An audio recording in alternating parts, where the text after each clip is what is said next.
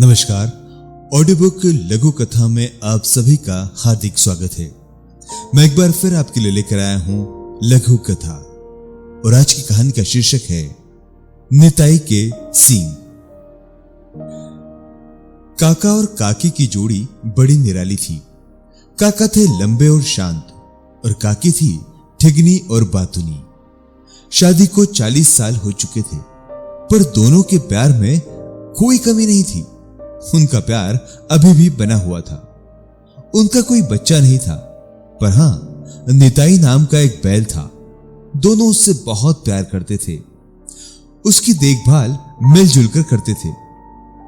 एक बार काका काकी का जबरदस्त झगड़ा हो गया। हुआ यूं कि काका नदी पर नहाने गए और नहाते समय उनके गमछे में एक मछली आकर फंस गई। ताजी मछली लेकर काका सीधे पहुंचे काकी के पास और बोले, नारियल मिर्च डालकर बढ़िया सी मछली बना दो, मैं खेत जोत कर वापस आता हूं। काकी बढ़िया खाना बनाती थी, पर उस दिन काकी का मन कहीं और था। सवेरे सवेरे भतीजे की शादी का संदेश आया था और बहू कलकत्ता शहर की थी। कलकत्ते में तो शानदार शादी होगी, खूब रौनक होगी।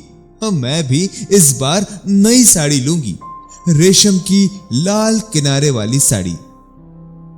चूल्हे पर मछली पक चुकी थी, पर काकी अपने ख्यालों में डूबी रही।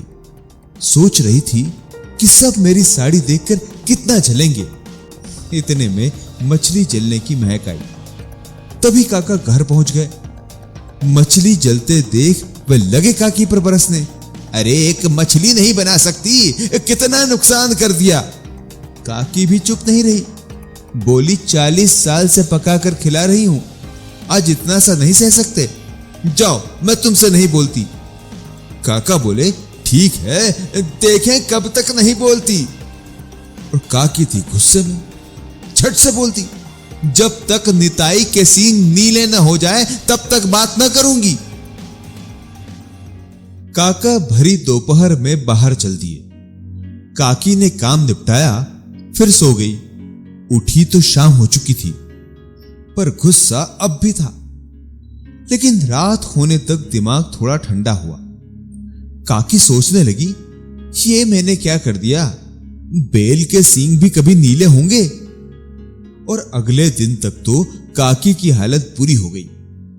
कैसे बात करे काका से, और बात किए बिना रहा भी न जाए। दिन भर काकी परेशान रही।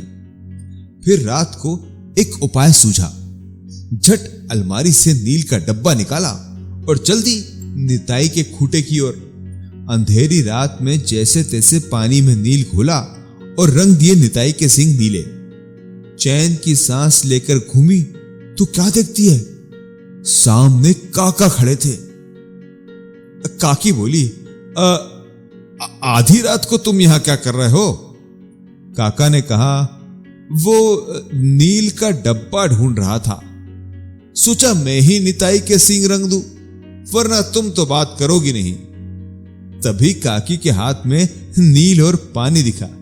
बस, फिर क्या था, दोनों की हंसी रुकी नहीं। तो आज की कहानी यही समाप्त होती है।